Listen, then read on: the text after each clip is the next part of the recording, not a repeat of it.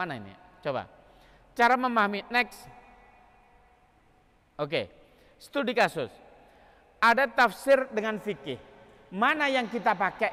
Tafsir itu begini. Ada tadi pertanyaan adalah apa? Satu Ibnu Katsir, satu tafsir Jalalain.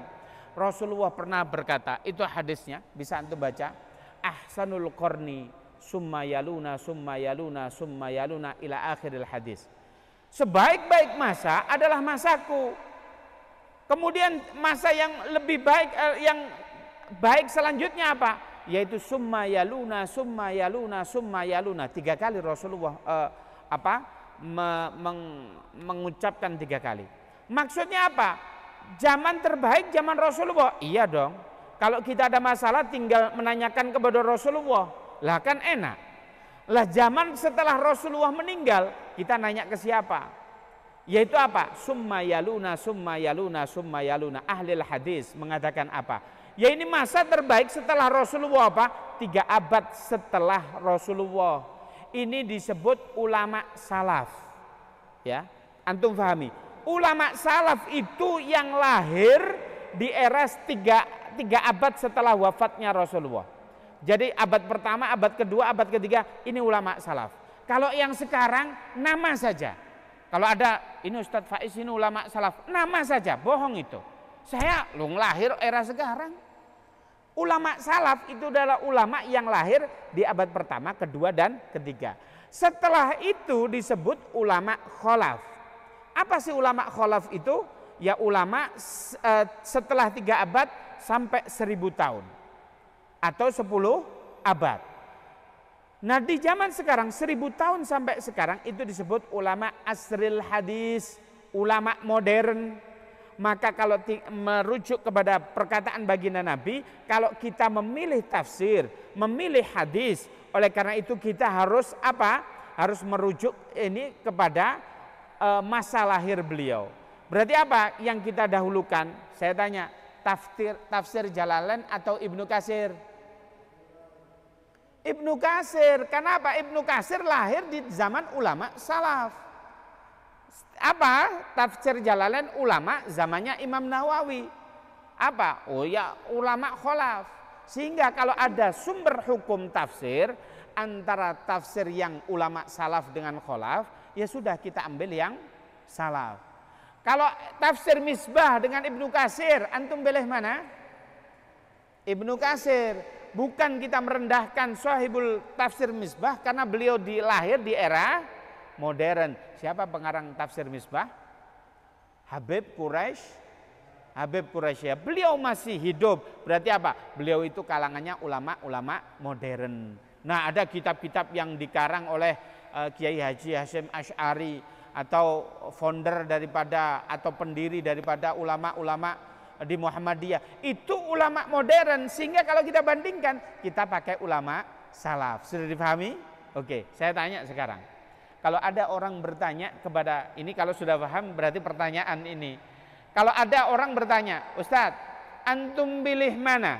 Bukhari atau Imam Syafi'i? Halo? Halo teman-teman, ada yang ditanya, antum pilih Bukhari atau Imam Syafi'i? Kenapa? Karena beliau lahir dahulu ketimbang Imam Bukhari. Kan kita lihat itu di karyanya Imam Syafi'i termasuk tidak kita jumpai satu hadis sahih sama sekali. Bagaimana dong itu? Kalau ada pertanyaan semacam itu. Karyanya Imam Syafi'i pada saat itu tidak ada hadis sahih satupun. Ini bagaimana? Kalau Imam Bukhari jelas sahih semua. Ini kalau ada antum pertanyaan begitu, antum pilih mana? Halo? Ini harus antum faham selaku ahli ma'had. Kalau gitu Imam Bukhari saja Ustadz, karena Imam Bukhari menggunakan hadis sahih. Saya tanya dulu. Kalau zaman sekarang antum bisa pakai Instagram, antum bisa pakai Instagram? Bikin bisa ya? Saya tanya, seumuran abi antum dulu, pada abi antum seumuran antum, bapak antum seumuran antum, bisa nggak pakai Instagram? Kenapa nggak bisa? Karena belum musim. Gimana mau pakai? Handphone aja ndak ada, ya ndak? Gimana mau pakai? Komputer aja yang punya di kecamatan. Gimana mau pakai Instagram aja nggak ada. Maknanya saya boleh nggak mengatakan abi antum katro? Ndak boleh. Karena apa? Belum musim. Di zaman Imam Syafi'i itu belum musim hadis sahih. Zaman Rasulullah emang ada hadis sahih? Ada nggak? Sahih semua karena Rasulullah yang bilang. Tapi nggak ada ditulis hadis sahih. Ternyata siapa yang mengkonsep itu hadis sahih? Siapa yang mengkonsep hadis hasan? Siapa yang mengkonsep hadis dhaif? Itu siapa? Itu ulama. Sampai-sampai Imam Bukhari mengatakan di prolog di beberapa kitab beliau, wa ana syafi'iyyu. Aku ini bermadhab Syafi'i. Kenapa? Karena beliau ngefan banget sama Imam Syafi'i. Kenapa? Imam Syafi'i itu lahir duluan dan beliau itu mendapatkan gelar apa? Nasirus sunnah, penolong sunnah. Mendapat gelar apa? Al-Hafidh. Al-Hafidh itu gelar diberikan oleh ulama yang mana beliau itu hafal 300.000 hadis. Cuman belum musim. Antum hadis hafal 3. Matan hafal, rawinya ndak. Kalau rawinya hafal, matanya ndak. Gitu mau mengkritik Imam Syafi'i, pantas nggak? Ini bukan apple to apple. Oleh karena itu kalau Imam Syafi'i, beliau itu mendapatkan gelar Nasirus Sunnah, ternyata konsep hadis sahih, hadis hasan, hadis dhaif dan turunan hadis, ulumul hadis itu yang konsep adalah Imam Syafi'i. Tetapi aplikasinya belum diaplikasikan, beliau wafat sehingga apa yang mengadopsi ilmu-ilmu beliau adalah Imam Bukhari. Imam Bukhari menulis sehingga apa? Muhaddis itu ada 6. Kalau tafsir tadi banyak ya. Tafsir itu ada 2. Yang pertama bil ma'thur, yang kedua bil ra'yi. Apa tafsir bil ma'thur itu? Ada yang tahu nggak? Tafsir ma'thur yang mentafsiri siapa? Nabi Muhammad. Oh keren. Yang mentafsiri ayat siapa? Nabi Muhammad. Kalau birra'yi pendapat ulama. Ustadz, kenapa kita nggak pakai tafsir bil ma'thur saja? Sebab tafsir bil ma'thur itu seluruh Al-Quran yang ditafsiri hanya 3,5% saja. Yang lain itu pendapat ulama. Ada nggak tafsir bil ma'thur? Ada. Namanya tafsir Ibnu Abbas. Sayyidina Ibnu Abbas itu orangnya masih kecil ikut Rasulullah, tapi riwayat tentang Al-Quran beliau terbanyak di antara para sahabat. Lah ini kan keren. Ada tafsir bil ma'thur, maka itu yang kita dahulukan. Yang kedua bir ra'yi, yaitu tadi tafsir Ibnu Katsir dan lain sebagainya. Oleh karena itu kita harus pakai dua-duanya. Itu ilmu tafsir. Kalau ilmu hadis, siapa yang kita pakai? Hanya 6. Yang pertama siapa? Bukhari. Yang kedua Muslim, Nasai, Tirmidzi, Abu Dawud, Ibnu Majah. Kalau Imam Bukhari dengan Imam Muslim sepakat para ulama tidak bisa didoifkan. Kok bisa Ustadz? Antum belajar lagi ulumul hadis, engkau pasti ketemu. Ya enggak? Kalau Nasai, Tirmidzi, Ibnu Majah, Abu Dawud ini boleh didoifkan. Masing-masing muhadis boleh, enggak. Menurut kami riwayat kami doif, menurut antum hasan. Kan ada itu, ada satu hadis diriwayatkan oleh Imam Nasai begini, Abu Dawud begini. Itu mesti berubah. Tetapi kalau Imam Bukhari dengan Imam Muslim maka tidak boleh didoifkan. Itu menurut ilmu ulumul hadis. Sehingga kalau kita mentafsiri sebuah ayat, memahami sebuah hadis, maka kita harus merujuk kepada kalau tafsir yang ulumul tafsir, kalau hadis ulumul hadis. Taib ya? Sudah difahami. Next. Apa ini? Pemilihan kata-kata dengan contoh yang bagus. Kalau antum ceramah, milih kata-kata yang bagus. Satu, ini beda ya. Orang baik dengan orang buruk dalam berkata-kata. Saya ambil contoh. Kalau ada orang jelek berkata-kata, contoh, ada ceweknya itu gendut sekali. Ditanya, ada orang buruk ditanya, gimana cewek itu menurut antum? Waduh Ustadz, kalau itu bukan gendut lagi, itu gajah abuh. Nah, itu kata orang yang buruk. Saya tanya orang yang baik, Ustadz gimana menurut antum itu cewek itu? Ya kalau cewek itu seger Ustadz. Ustadz ini bilang kalau cewek itu gendut, tapi nggak nyakitin hati. Tapi yang bilang gajah aboh tadi nyakitin hati. Beda ya. Ini tujuannya ngatain dia gendut, tapi kata-kata yang dipilih beda. Sehingga antum ceramah, ya ayo pilih kata-kata yang bagus. Yang kedua, ada cewek di situ hitam. Ditanya, gimana menurut antum akhwat itu? Aduh Ustadz, kalau cewek itu bukan hitam lagi Ustadz, itu gosong. Wah, kata orang yang buruk. Yang satunya saya tanya, Ustadz gimana menurut antum cewek itu? Ya agak manis Ustadz. Ustadz ini ngatain dia hitam. Mana ada putih manis, yang ada kan hitam manis, betul? Ya enggak? Oleh karena itu yang manis-manis itu hitam. Tapi yang hitam nggak perlu kecil hati karena dia manis. Putih manis nggak pernah saya jumpai. Taib ya. Jadi pilih perkata-kataan yang bagus.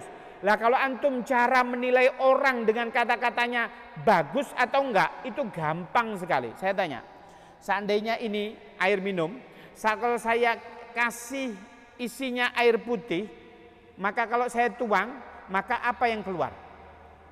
Air putih. Kalau saya isi susu, kita tuang, apa yang keluar?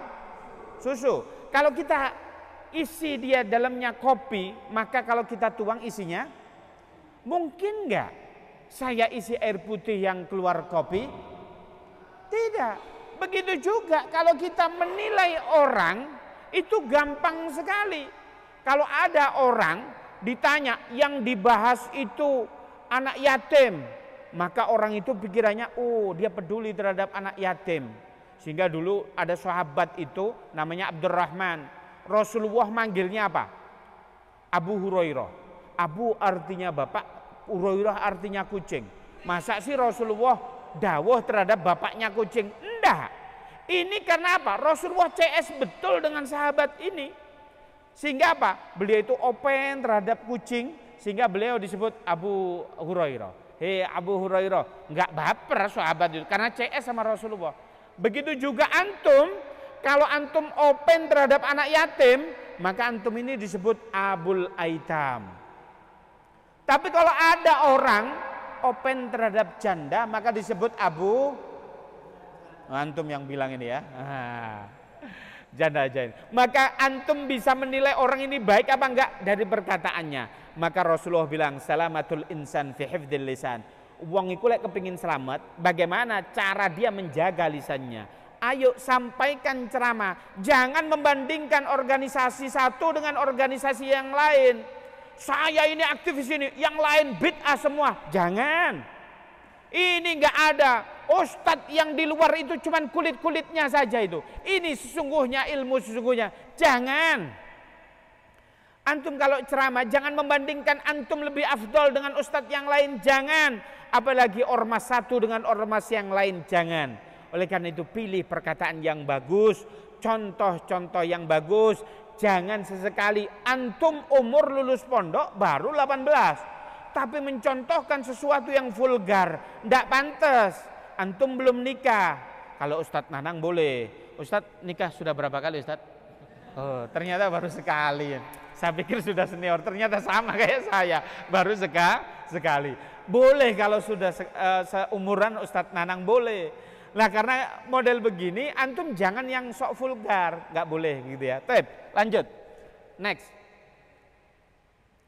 Apa saja kerangka dari pidato? Ini ada 8 hal. Yang pertama apa itu? Salam.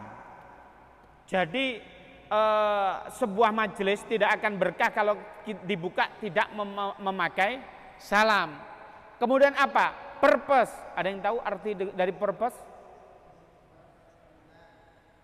Memuji. Contoh, hadirin yang saya hormati. Kata-kata hormat kalau sudah Anda ucapkan jangan 2 orang. Hormat ya sudah. Contoh, Ustadz Nanang yang terhormat. Nanti Ustadz Faiz juga terhormat. Ini yang terhormat siapa sih? Jangan dua-duanya terhormat. Kalau sudah ada jangan lagi. Nah bagaimana cara memuji audien atau orang-orang yang di sekitar kita dari yang kecil menuju yang besar. Sehingga yang terbesar itu siapa? Sohibul bait. Siapa? Yang ngundang kita. Kalau dia antum posisikan yang kecil, mulai gak disangoni antum. Ya. Mulai antum gak diundang mana gitu ya. Tapi itu ya itu yang pertama.